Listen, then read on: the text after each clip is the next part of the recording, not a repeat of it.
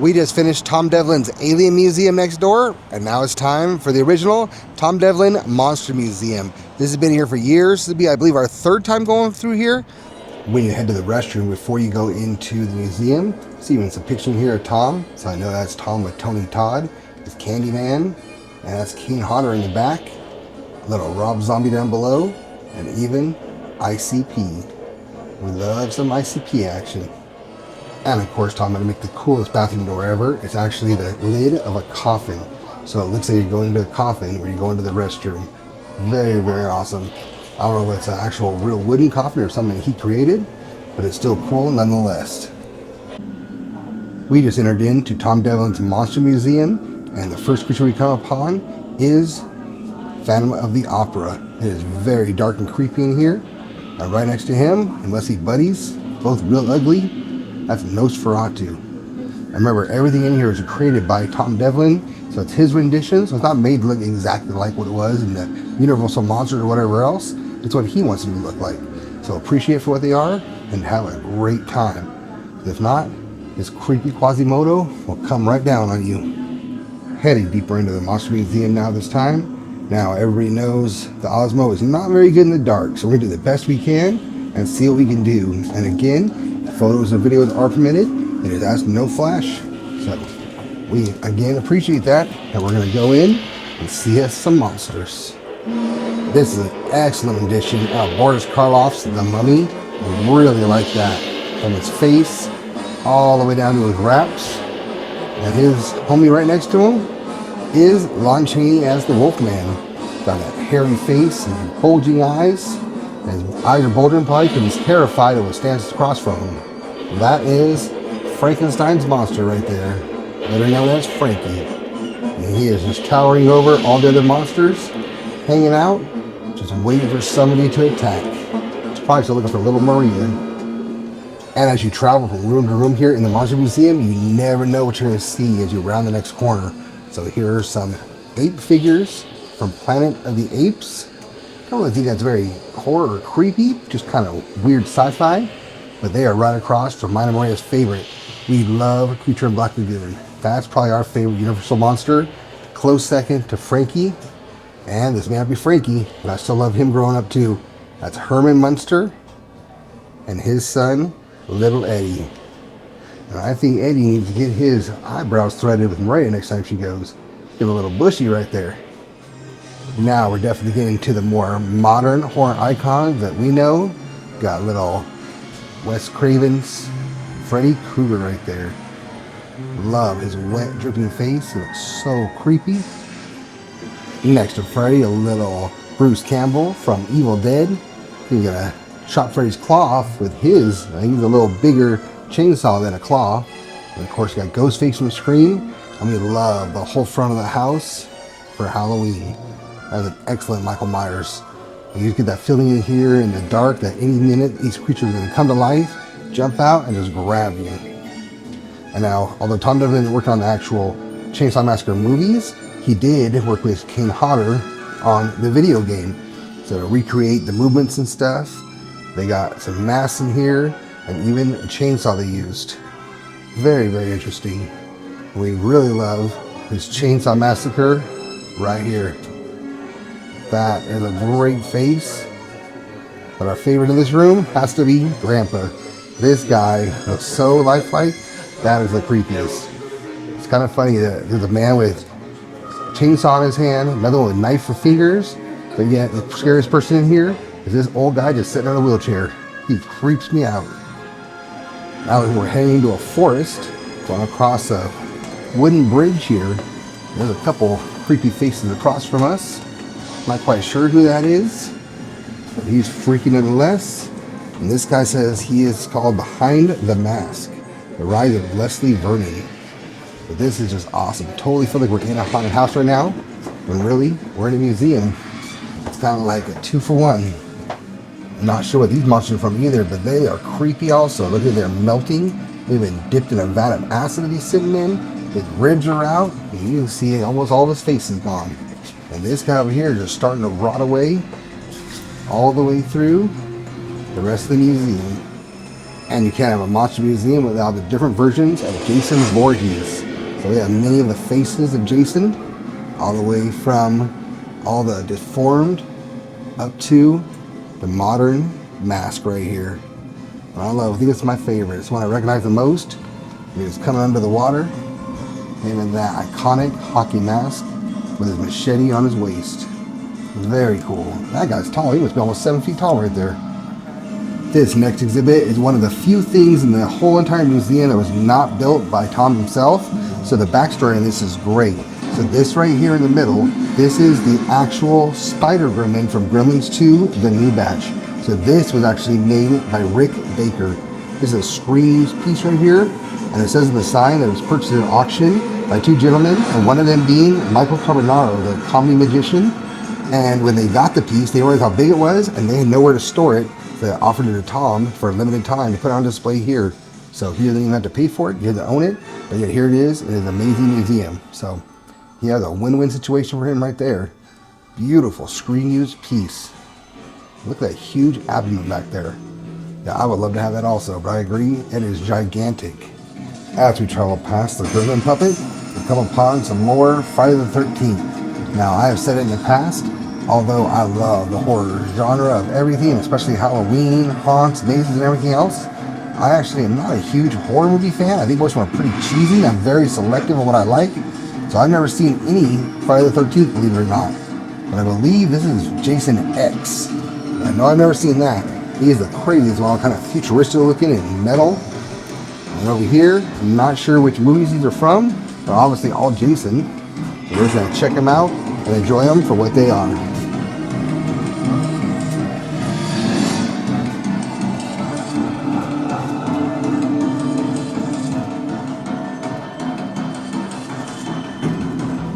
Now we step into the world of Hellraiser. Those are great. Love that pinhead. Beautifully crafted. And I love that Tom makes a lot of his masks look wet. It's so cool. They're all glossy and shiny.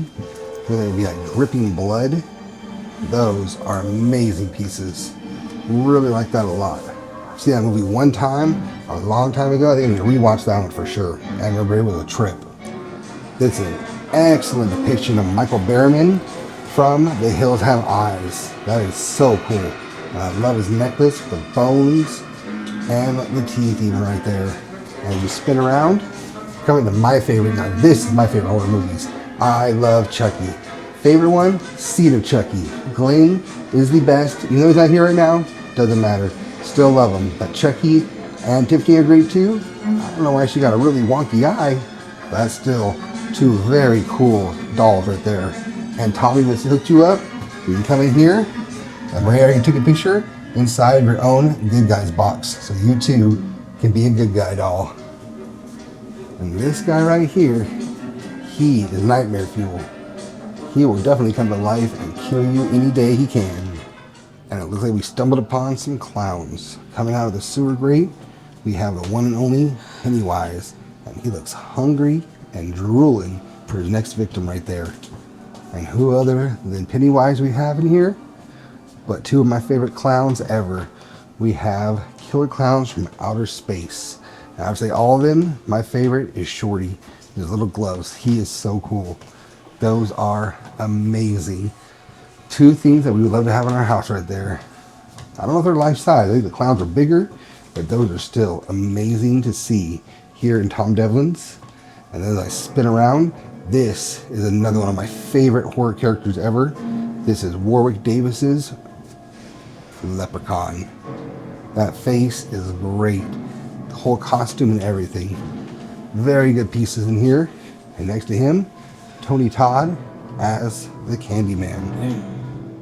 I always enjoy this section of the museum. So this is the part that doesn't change. Everything else we went through, completely different. It felt like a complete haunted house we were in. But this is a permanent counter back here. So we're gonna go through and show you some smaller monsters. And this right here, we're gonna start out with one of my favorites also. This is Ghoulies coming out of the toilet right there. He is so cool. He's not even creepy. I'm gonna call him cute almost. Then we come up, and these are some horror movies that Tom Devlin himself worked on. We have Weed G's Halloween Night. And this guy right here is incredible. That is such a cool face. I guess it's from a movie called Killjoy. Never seen that, but that is a cool clown. And Maria just reminded me that during COVID, we did watch all of the Puppet Master movies. So I do remember seeing those not long ago. They are very interesting. I'm not going to say I love them, but they're definitely fun. There's something to watch. This one right here, he was definitely my favorite. That's Blade. So that was my favorite puppet from Puppet Master. This is awesome. I don't remember seeing this last time we were here. So this is Tom Devlin's film career. So this is just some of the many films and TV shows that he has worked on. So I know like Tom's work as the B-movie guy, but he's worked on some big movies or TV shows I didn't even know about. Like he worked on Tuxedo with Jackie Chan. Gotta give props for that. He worked on CSI Miami, that 70s show. Oh, Master Commander, that was a good one. Both Buffy and Angel. Come down here, some more B movies. They're always fun to watch. Still gotta check out Teddy Told Me To. We still have to check out Teddy Told Me To. I think that's on one of the channels we have at home. I've seen it somewhere before. So if not, it's definitely on Amazon. But yeah, more movies and B movies. And you come over here. He worked on season 3 of True Detective. Killjoy 3. That's that cool clown behind that we were looking at. Love that face. And he even worked on Frida. Never would have guessed that at all. But yeah, this is a lot of films that he has worked on and done special effects, makeup effects, or whatever else. But that is very cool. Did not realize he had been in so many major films. As we get closer and closer to the end of the museum, we've encountered 2 of my favorite horror movies ever. Number 1, The Exorcist, and equally in my opinion is good, Trick or Treat. Absolutely love Trick or Treat. I think Sam is probably my favorite horror icon. Such a fun movie. Definitely not a kid's movie, that's for sure. Got a little booby action going on in that, so not for the kiddies. But other than that, it is a great movie. And I don't know if I've ever seen Toxic Avenger, but one day, put it on the list. Maybe we'll check it out. And along with Tom Devlin's rendition of The Leprechaun, this is one of my other favorite ones that he's made, The Creep Show. Very, very awesome piece. This is another thing I would love to have in our house. Perfect size, put in a corner and admire every day. I wish that was for sale. And next to that, we have Mr. Beetlejuice. Chilling up here on the counter, just waiting for somebody to join him and head into his crypt. Tom even created a little movie theater at the end of the museum now to tell his documentary and his story. This is so cool. So not only are the chairs really comfortable, which we appreciate, taking a break in here, but we get to hear his story about how he started and his passions and all the movies he's been making. Very, very awesome. So definitely look for all of his films on Plan 10 Productions. He has tons of movies that he's made, all like horror related and very, very creepy. And just like every other museum and the alien museum we came from, exiting out into the gift shop. Let's go see what all they have in here. We had such a great time. They have a ton of artwork in here for sale.